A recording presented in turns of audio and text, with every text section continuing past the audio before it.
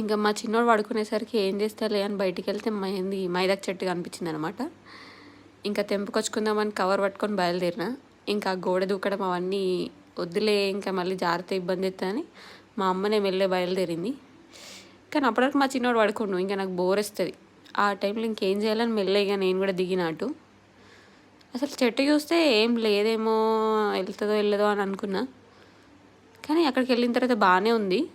ఇంకా మా మమ్మీ తెంపుతా ఉంది, నేను కొమ్మలు తెంపాను అనమాట. చిన్న చిన్న కొమ్మలు ఉండే. మళ్ళీ మా చిన్నోట్లు వేస్తే ఇబ్బంది అవుతుంది, ఇంట్లోకి వెళ్ళిన తర్వాత ఇంకా ఆకాకు తెంపుకోవచ్చులే అని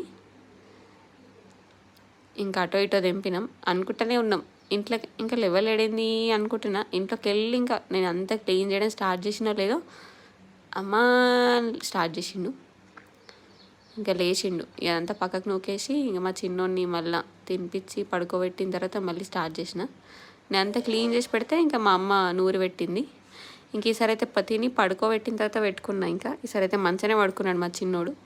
ఇంకా నా మైదాకు కూడా వండింది, లేకపోతే తిడుతుంది అనుకున్నాడేమో పాపం మా చిన్నోడు.